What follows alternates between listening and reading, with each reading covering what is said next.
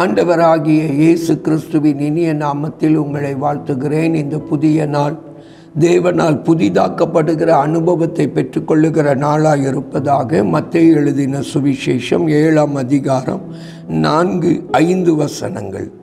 இதோ உன் கண்ணில் உத்திரம் இருக்கையில் உன் சகோதரனை நோக்கி, நான் உன் கண்ணில் இருக்கும் துரும்பை எடுத்து போடட்டும் என்று நீ சொல்வது எப்படி? மாயக்காரனே, முன்பு உன் கண்ணில் இருக்கிற உத்திரத்தை எடுத்து போடு, பின்பு உன் சகோதரன் கண்ணில் இருக்கிற துரும்பை எடுத்து போட வகை பார்ப்பாய். என கண்பானவர்களே, ஆண்டவர் இங்கே ஒரு பெயரை கொடுக்கிறார், மாயக்காரனே. பாருங்கள், மாயம் பண்ணுகிறவனே, ஏமாற்றுகிறவனே. என கண்பானவர்களே, இந்த மாயக்காரன் யாரை ஏமாற்றுகிறான்? தன்னையே ஏமாற்றுகிறான். தன் கண்ணிலே பெரிய உத்திரம் ஒன்று இருக்கிறது, தன் கண்ணிலே ஒரு பெரிய ஒரு பீம் போன்றவை இருக்கிறது, தன் வாழ்க்கையிலே பெரிய குறைவு இருக்கிறது, தன் வாழ்க்கையிலே பெரிய தவறுகள் இருக்கிறது.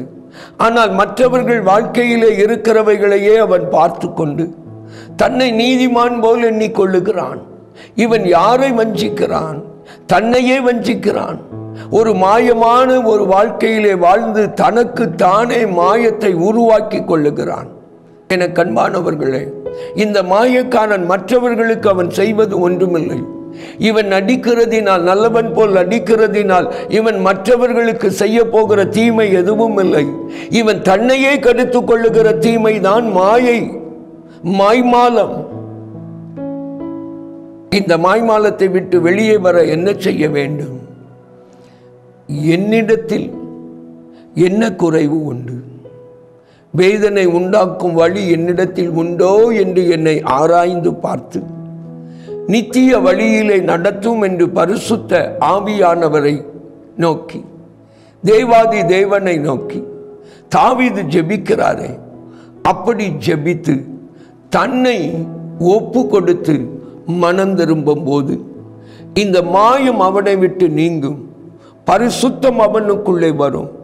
என கண்பானவர்களே, இந்த மாய்மாலமான காரியம் நமக்குள்ளே இருக்கிறதா? இதை கேட்கிற நமக்குள்ளே இருந்தால் இன்றைக்கு மனம் திரும்புவோம். குடும்பத்திற்குள்ளே, கணவன் மனைவிக்குள்ளே, பிள்ளைகளுக்குள்ளே, பெற்றோரை பிள்ளைகளை பெற்றோர் இப்படி குற்றஞ்சாட்டி குடும்பம் இன்றைக்கு சமாதானம் இழக்காதபடி ஆண்டவர் காப்பாராக. சபை சமாதானத்தை இழக்காதபடி ஆண்டவர் காப்பாராக. கிருபை நிலை கொள்ளட்டும். இயேசுவின் வல்லமை உங்களை பரிசுத்தமாக்கட்டும். ஜெபிப்போமா? அன்பின் பரம தகப்பனே, உம்மை நன்றியோடு நோக்கி பார்க்கிறோம்.